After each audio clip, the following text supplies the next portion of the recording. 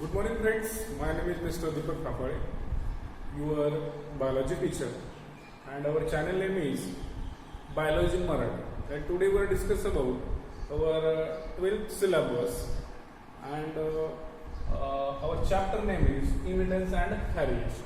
So, inheritance and variation, that chapter include in the genetics in biology. So, we are to learn in the genetics. Like chromosome, DNA, genetic information, variation and inheritance. So we are discuss that point in language Marathi also and language English also. So inheritance and variation, that transmission of genetic information from generation to the next generation called as the inheritance and variation. So basically similar and dissimilar both character are inherited generation to the next generation. म्हणजेच एका पिढीतून दुसऱ्या पिढीमध्ये parents मधून offspring मध्ये जे character जातात ते बरेचसे सारखे कॅरेक्टर आणि काही व्हेरिएबल कॅरेक्टर म्हणजे सारखे नसणारे कॅरेक्टर हेही दुसऱ्या पिढीत जात असतात.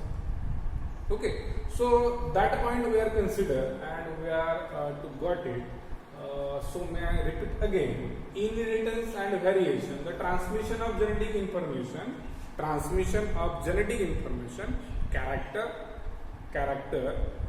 generation to the next generation called as inheritance and variation. Okay, then we are to get the mechanism of inheritance. So the mechanism of inheritance means actually what is inheritance. Okay, so in the inheritance we are to get that point. Inheritance means transmission of character generation to the next generation that successfully investigated before chromosome or gene. मित्रांनो, gene आणि chromosome याचा शोधही लागला नव्हता तेव्हा इनहेरिटन्सचे mechanism मेंडलने शोधलेले आहेत. तुम्ही विचार करा, मायक्रोस्कोप तुमचा क्रोमोझोम आणि जीन हे कुणाला माहिती नव्हतं त्यावेळेला मेंडलने फक्त फिनोटिपिक अपीअरन्सवरनं, ग्राउंडनट पीचं फिनोटिपिक अपीअरन्सवरनं हा मेकॅनिझम इनहेरिटन्सचा त्याचा स्टडी केला आणि त्याचा एक्सपेरिमेंट जो आहे तो अभ्यासाला सोडलं. Then Mendel first explained for the mechanism of inheritance by using hybridization technique. We are know the hybridization technique. So in the hybridization technique, we are learn the emasculation, like emasculation, bagging, tagging, then hybridization. That property including the hybridization. So we are know that point. Mendel actually used the hybridization technique and mentioned and proposed the mechanism of inheritance. Mendel actually get the 7 trait. So actually get the 7 character and 14 traits. म्हणजे मेंडलने 7 character घेतले आणि त्याचे trait झाले मित्रांनो पहा 14 traits त्याच्यामध्ये मेंडलने शोधले किंवा त्या अभ्यासाला त्याने घेतले. ते व्हॅरियंट होते, डिटेक्टेबल व्हॅरियंट, म्हणजे ते कॉन्ट्रास्ट होते. म्हणजे आपला पुढचा मुद्दा जो आहे, मेंडलने त्याच्या स्टडीसाठी पी प्लांट मधले 7 कॅरेक्टर म्हणजे 14 ट्रीट त्यानं शोधले, अभ्यासासाठी घेतले होते.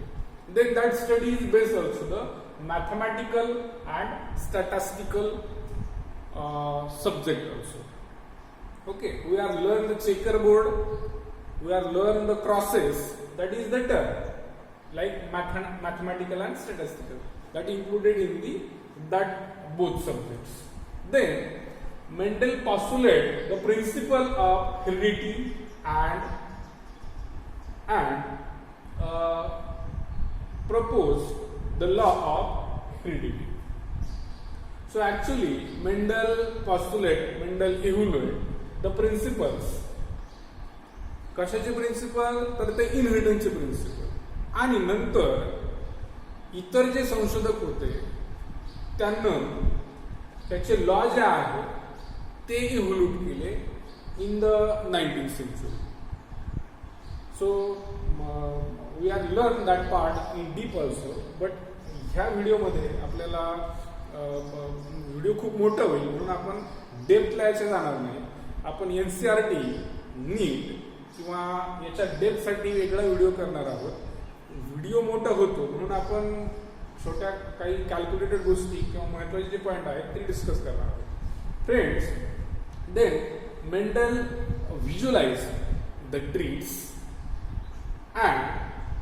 and he noticed not physical part to seen in that, but that seen the grammatical set, like the gene.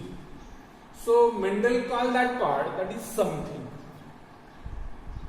म्हणजे थोडक्यात मेंडलने अभ्यास करताना मेंडलला व्हिज्युअलाइज झालं की काहीतरी आहे की ते एका पिढीतून दुसऱ्या पिढीमध्ये जातं.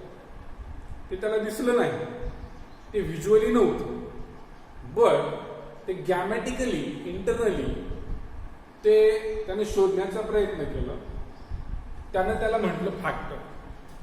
So that is discrete particle inherit generation to the next generation called as factor. आपण त्याला जीन म्हणतो, मेंडल त्याला फॅक्टर म्हणत होता. So gene, what is gene? Gene म्हणजेच फॅक्टर. मेंडलनं फॅक्टर म्हटलं होतं, आपण जीन म्हणतोय. जीन म्हणजे काय? It is the segment of DNA. कशाचं सेगमेंट आहे? डीएनएचा सेगमेंट आहे की त्याच्यामध्ये बरीचशी माहिती, जेनेटिक कोड, जेनेटिक इन्फॉर्मेशन आपल्याला दिसणार आहे. त्याला आपण जीन. ठीक आहे. याच्यानंतर हे इंट्रोडक्टरी पॉइंट आपण ह्या चॅप्टरचं पाहत आहोत. इंट्रोडक्टरी पॉइंट पाहत असताना याच्यामध्ये मेंडलने जे ट्रीट घेतले, जे कॅरेक्टर शोधले, पाहिले, पायसन सॅटायरो, पी प्लांट मधले, त्याच्यावरती आपण थोडंसं फोकस करणार आहोत. Okay. So that both are the detectable variant. Both are the detectable variant. Some are the dominant, some are the recessive. So what is dominant, what is the recessive? Dominant, it is the express. 100% it is the express, and suppress the recessive. म्हणजे थोडक्यात जर dominant tall आहे तर आपल्याला टॉलच plant दिसतील. हा tall शॉर्टला दिसू देणार नाही.